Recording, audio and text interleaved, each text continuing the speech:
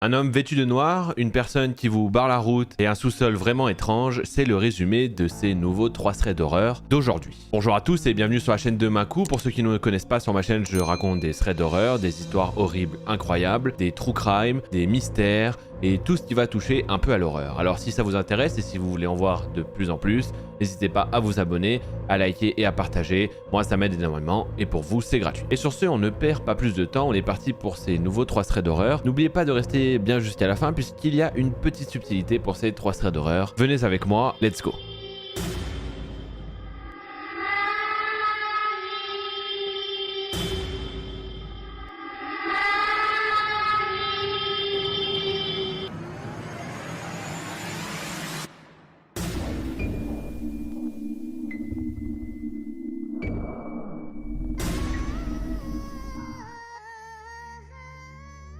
La première histoire, c'est l'histoire de Lisa. Lisa nous raconte qu'elle a quitté l'île de France pour rejoindre son université dans une autre ville et donc elle a quitté le foyer de ses parents pour habiter toute seule. Elle a trouvé une résidence étudiante un peu en mauvais état, mais qui se trouve dans un quartier assez chic qui contraste pas mal. Bref, tout se passe bien pour elle, elle va à l'école, dans sa nouvelle université, etc. Mais il y a une chose qu'il faut préciser, c'est que ça se passe durant la crise Covid. Et petite exception pour Lisa, c'est que contrairement à la plupart des autres élèves de l'université, au lieu que tous les cours se fassent à distance, eh bien une partie des cours pour elle se fera en présentiel. Du coup, les jours de ces cours, ils sont les seuls à animer le campus totalement parce que c'est la seule classe qui a des cours en présentiel. Bref, elle explique que les premiers cours se passent bien, qu'il n'y a pas de soucis, même si elle a du mal un peu à s'intégrer avec la distance qu'a créé le Covid, le fait d'être toujours masqué, etc. Et un petit détail aussi, c'est que le vendredi, elle termine ses cours qu'à 20h. Et du coup, ça la fait rentrer chez elle vers 20h45, le temps de prendre son tram, comme il n'y en a pas beaucoup en plus pendant la crise Covid, et ensuite de marcher 10 minutes jusqu'à chez elle. Une semaine avant que se passe réellement l'histoire, il y a quelque chose qui l'a interpellée. Il faut savoir qu'elle va toute seule à l'école et qu'elle rentre toute seule aussi de l'université. Du coup, un matin, quand elle va en cours et qu'elle se rend compte qu'elle croise 3 fois un mec sur la route vêtu tout de noir avec une capuche, ça l'interpelle très vite puisque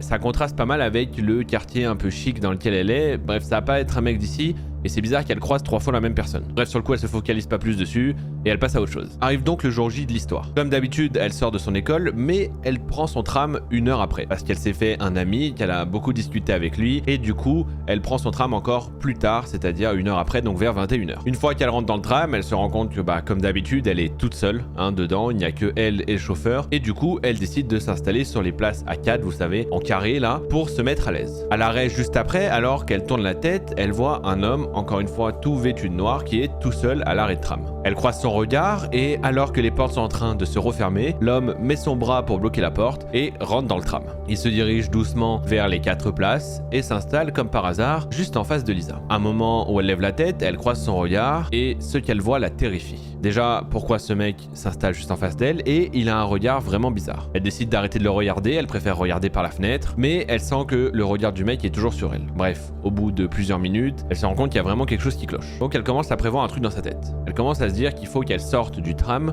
sans que lui arrive à la suivre. Donc elle attend l'arrêt de son tram et au moment où il arrive, elle saute des places et sort directement juste avant que les portes se referment. Elle court un petit peu pour s'éloigner du tram et alors qu'elle est en train de courir, elle entend crier derrière elle. Elle se retourne, lorsqu'elle se retourne, elle voit que le mec a réussi à sortir du tram, mais qu'en sortant, il s'est coincé les doigts dans la porte.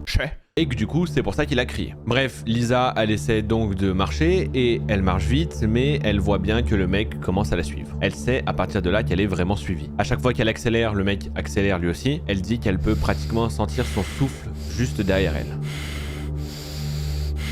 Finalement, Lisa a l'idée de faire semblant d'être au téléphone pour lui faire peur. Ce qui a totalement marché au début, puisqu'il a commencé à faire demi-tour. Sauf que malheureusement, quelques secondes après, le téléphone de Lisa a sonné. Et elle est sûre qu'il s'est rendu compte de la supercherie. Et en effet, puisque au moment où elle se retourne et que son téléphone est en train de sonner, le mec s'est retourné vers elle et est en train de glisser quelque chose dans sa main. Elle n'a pas le temps de voir ce que c'est. Le mec se met à courir sur elle. Elle court aussi, elle n'est plus très loin de sa résidence et par chance, elle tombe sur un voisin qui est dehors, se jette dans ses bras et lui dit « Ah merci, tu es venu me chercher ». Le voisin comprend très vite la situation et alors qu'ils se retournent tous les deux, ils se rendent compte que le mec est à l'angle de la rue, en train de les fixer, avec le visage caché dans l'obscurité, puis finalement il s'en va. Une fois dans sa chambre, en train de pleurer, Lisa nous explique qu'elle a fait le lien entre l'homme qu'elle a vu plusieurs fois précédemment habillé en noir et cet homme-là. Elle pense que c'est les mêmes. Le lendemain, elle décide donc de faire une déclaration à la police et ils expliquent que grâce aux caméras du tram, ils ont pu révéler son identité. Il était apparemment recherché pour agression sexuelle et vol à main armée. Un chouette type.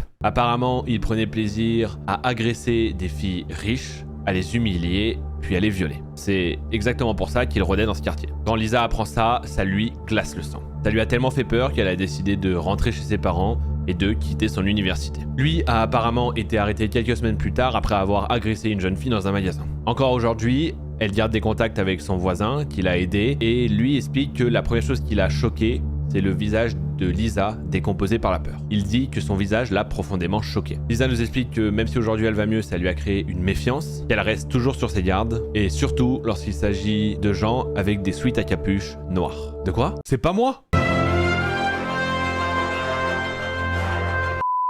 Je suis pas sûr de cette blague. Parce que moi je suis gentil en fait, vous voyez, j'ai celui ta capuche, Lisa, tu vois cette histoire, t'inquiète, moi je suis un mec sympa. Je suivrai pas dans le tram, je suis pas... Bon, j'ai des sweats à capuche, beaucoup, parce que j'aime bien, mais je suis pas méchant. Si un jour je croise Lisa, je vais avoir la capuche dehors, elle va partir en courant, je vais pas capter. Bref, on perd pas plus de temps et on passe maintenant à la seconde histoire. La prochaine histoire, c'est celle d'Adrien. Adrien nous explique qu'il est avec ses amis à une soirée et alors qu'il se fait tard, ils ont une petite fringale. Je vous le dis, j'ai 70 ans, voilà, ils ont une petite fringale. Et ils décident du coup d'aller dans un tacos pour récupérer des tacos à 2h du mat. Ils ont pris donc la voiture d'un ami à Adrien, ils y vont, prennent leurs tacos et repartent. Alors qu'ils sont sur la route du retour, le conducteur, qui est l'ami d'Adrien, prend une mauvaise route et se retrouve dans un cul-de-sac. Alors qu'il n'a pas le temps de passer la marche arrière, un camion se met juste derrière lui et lui bloque la route. À ce moment-là, ils comprennent pas trop et un homme sort du camion et commence à taper sur la vitre de la voiture. Il crie des choses totalement incompréhensibles et tout le monde est un peu sous le choc. Au bout de plusieurs secondes, tout le monde essaie de s'excuser et de le calmer. Le mec essaie d'ouvrir la porte le plus fort possible. Heureusement, la voiture était fermée et il est donc impossible pour lui de l'ouvrir. Le mec s'acharne le plus fort possible sur la porte, tape toujours sur les vitres et Adrien dit à son pote: écoute, il faut qu'on se barre de là, il se passe un truc bizarre. Le pote d'Adrien arrive à faire demi-tour et à partir. Ils ont pas le temps de réagir que le mec est déjà remonté dans son camion et les prend en filature. Alors que le pote d'Adrien essaie de trouver un chemin par où passer, Adrien lui essaie de lui donner des conseils pour se rendre directement chez lui et qu'il puisse être en sécurité. Le téléphone d'Adrien à ce moment-là a 1% de batterie, il ne peut donc appeler personne. Le conducteur lui continue à rouler et malheureusement il se retrouve à nouveau dans un cul-de-sac. Le mec avec le camion les a suivis, il se met juste derrière eux et cette fois-ci le conducteur n'hésite même plus, il commence à rouler à travers les champs. Il a tellement peur, il se dit que ce mec est totalement taré, donc il roule à travers les champs. Adrien lui, il ouvre la fenêtre et il commence à insulter le mec de loin pendant qu'il traverse les champs. Sauf que le mec est tellement déter qu'il se met à les suivre à travers les champs. J'ai dit au moins 10 fois le mot champ en quelques secondes. Bref, ils ont finalement réussi à atteindre la maison d'Adrien. Les amis d'Adrien ont couru jusqu'à l'intérieur de la maison pour prévenir sa mère. Et Adrien, lui, oh non, Adrien, lui, il a des grosses couilles. Il est sorti de la voiture, il a été vers la voiture du mec qui les a suivis. Il a commencé à lui crier dessus en disant: mais qu'est-ce que tu fous là? Pourquoi tu suis des ados et tout? T'es malade et tout. Bref, le mec est en train de s'énerver et il sort presque de sa voiture, sauf que c'est au même moment que la mère d'Adrien arrive. Là, le mec il commence à redescendre et Adrien il continue, il lit la plaque du mec très fort et dit à sa mère d'appeler immédiatement la police avec la plaque. Là, le mec redescend direct. Le mec donc se calme, il commence à parler calmement, il s'excuse, comme si tout d'un coup il était innocent. La mère d'Adrien à ce moment-là arrive et commence à poser des questions au mec, mais de manière assez gentille, elle essaie de comprendre la situation. La mère d'Adrien c'est une crème apparemment. Bref, le mec explique qu'en gros il les a suivis parce que quelqu'un d'autre qui était passé très vite dans sa rue durant la semaine avait écrasé son chien. Je vous le dis tout de suite, Adrien il le croit pas. Voilà. Bon, si c'est vrai, moi j'aurais envie un peu de niquer n'importe qui rentre dans ma rue aussi, hein, je vous avoue. Donc bon, peut-être que c'est un thread d'horreur, mais que je pourrais être l'acteur de ce thread d'horreur. Heureusement que je suis pas assez connu pour faire, tu sais, des TikTok et prendre juste des extraits et les détourner, genre les sortir de leur contexte, genre. Bref, du coup, Adrien ne le croit pas du tout et il continue à gueuler sur le mec en disant que de toute façon, c'est pas une raison pour suivre des ados jusqu'à chez eux, pour leur bloquer la route, traverser les champs avec eux, bref, pour tout ça. À la fois un peu d'accord, mais en même temps, encore une fois, si on avait buté vraiment mon chien, parce qu'un mec était passé trop vite dans ma rue, oh, j'aurais un petit peu la haine hein, quand même. Et Adrien, si je pensais que c'était toi, bah cache-toi bien. Je suis en train de soutenir le mec qui est l'acteur et un peu le méchant du thread d'horreur, c'est... Waouh. C'est un mindfuck. Bref, en soi, Adrien, c'est sûr que c'est pas une raison. En réalité, si on y pense, voilà, il pouvait pas savoir que c'était vous et du coup, ce n'est pas justifié. Mais attention, il t'écrase mon chien. Bref, on perd pas plus de temps et on passe maintenant à la dernière histoire.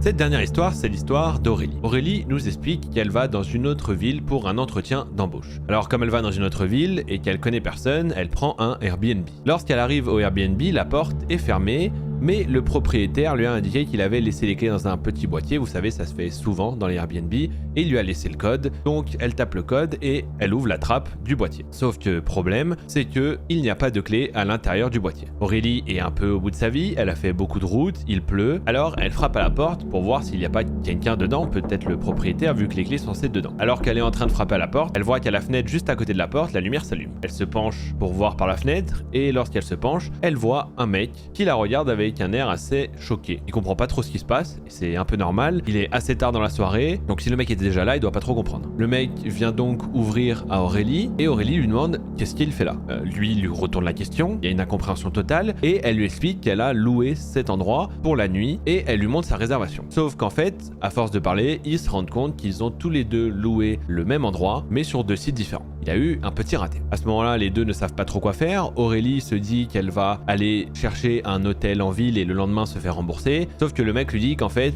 il y a un gros événement en ville et qu'il y a sûrement tous les hôtels qui sont pris. Et en effet, quelques minutes plus tard, alors que Aurélie passe quelques coups de fil dans des hôtels, toutes les chambres sont déjà prises et il lui faut pas beaucoup de temps pour se rendre compte que tout est blindé. Bref, elle est un peu dans la merde. Le mec l'invite donc à rentrer. Elle se méfie, mais il a l'air gentil, elle a un bon feeling, donc elle accepte. Elle rentre donc avec lui dans l'appartement, elle lui demande si elle peut utiliser les toilettes. Elle va aux toilettes tranquillement et lorsqu'elle revient, il lui propose de dormir ici. Il lui propose même la chambre parce qu'il n'y a qu'une chambre et il lui dit qu'il dormira sur le canapé et que le lendemain, ils appelleront tous les deux le propriétaire pour demander un remboursement. Aurélie, elle est assez hésitante, le mec le voit, lui dit t'inquiète pas, tu pourras fermer la porte, etc. Y a pas de souci. Aurélie, comme elle est un peu au dos du mur, elle finit par accepter. Elle pose donc ses affaires dans la chambre et commence à s'installer. Alors qu'elle sort, le mec lui a fait un thé et lui donne son thé, mais Aurélie préfère ne pas le boire. Le mec remarque et lui dit qu'il comprend parce qu'elle l'a pas vu préparer, etc. Et du coup, il sort une bouteille de vin qui était déjà dans le Airbnb et lui explique que cette bouteille était scellée et que du coup ils peuvent la boire ensemble. Aurélie au début ne veut pas trop, mais à force de discuter, etc.,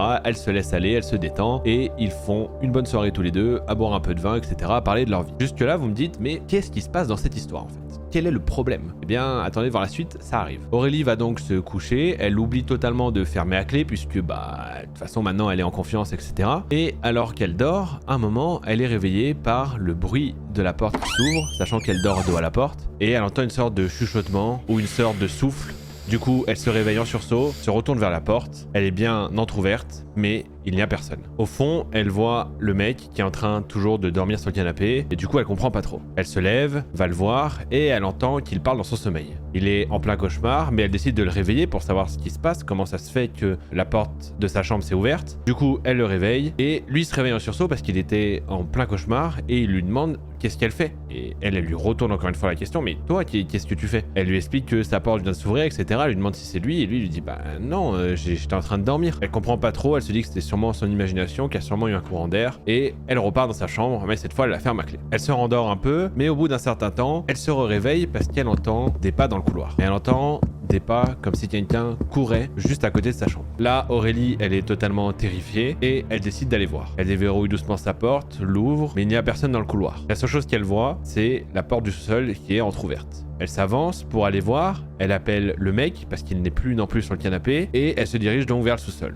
Elle va vers le sous-sol, passe la tête et appelle encore une fois le mec, mais il ne répond pas. Elle décide de descendre, c'est assez sombre, et lorsqu'elle arrive en bas, elle se rend compte qu'il y a une porte qui est ouverte, un peu comme si elle était camouflée dans le sous-sol, et la porte donne sur un endroit totalement obscur. Elle ne voit rien, donc elle prend son téléphone, allume sa lumière et s'avance doucement dans le couloir. Elle l'appelle, mais toujours pas de réponse, sauf qu'au bout de plusieurs secondes, elle voit le mec qui est en train de revenir en courant vers elle. Mais il court pas vers elle comme s'il voulait l'attraper ou l'agresser, il court vers elle comme s'il avait peur. Et alors que le mec arrive à son niveau, elle se rend compte que juste derrière lui, il y a une personne ou quelque chose, elle sait pas trop, très très grande, qui a l'air totalement disproportionnée, qui est en train de lui courir après. Autant dire que là, Aurélie, elle est figée. Et une fois que le mec arrive à son niveau, il l'attrape par le bras et l'emmène avec elle pour remonter. Elle comprend rien à ce qui se passe, sauf que le souci, c'est que quand ils arrivent en haut, la porte du sous-sol s'est refermée et ils n'arrivent pas à la rouvrir. Ils tapent sur la porte le plus fort qu'ils peuvent. Et au moment où ils tournent les yeux vers le bas des escaliers, la personne est là, en train de les fixer avec un sourire terrifiant et toujours avec ce corps totalement disproportionné. Bref, c'est très étrange. Cette chose où cette personne commence à monter les escaliers et c'est finalement à ce moment-là que le mec arrive à enfoncer la porte et que Aurélie et lui arrivent à sortir. Ils entendent que juste derrière cette personne ou cette chose est en train de leur courir après, ils arrivent à sortir du Airbnb, ferment la porte et appellent la police. La police arrive au bout de quelques minutes et lorsqu'elle arrive, elle rentre à l'intérieur et elle ressort avec en effet cette même personne qui était en fait une femme qui apparemment vivait dans le sous-sol de cette maison. Elle profitait de la maison lorsqu'il n'y avait pas de locataire et lorsqu'il y en avait, elle se cachait dans le sous-sol et ce qu'elle a avoué à la police va glacer le sang d'Aurélie. Elle leur a avoué qu'elle aimait parfois se cacher dans la maison alors que les propriétaires étaient là et que lorsque Aurélie dormait en fait, elle était sous son lit et que quand la porte s'est ouverte, c'est qu'elle a voulu quitter la chambre. Autant vous dire qu'après ça, Aurélie, elle ne louera plus jamais d'Airbnb. Le lendemain, elle a quand même fait son entretien, et ça s'est bien passé puisque c'est encore son boulot aujourd'hui. Mais maintenant, elle va toujours dans des hôtels. Terminer les Airbnb, parce que bon, cette expérience est un petit peu traumatisante. Bref, tout est bien qui finit bien, mais cette histoire, c'est digne d'un scénario de film d'horreur. Vraiment, c'est incroyable. Vraiment, ça me terrifie. La personne disproportionnée et tout, c'est vraiment le truc qui est vraiment effrayant à imaginer. Et là, elle s'est fait poursuivre par cette femme qui était très bizarre. Bref, et imaginez qu'en plus, elle était sous votre lit. Elle aurait pu faire n'importe quoi. Et si vous voulez voir une autre vidéo d'horreur sur la chaîne de Makou, je vous laisse cliquer juste là où en fiche et vous serez redirigé vers une nouvelle vidéo.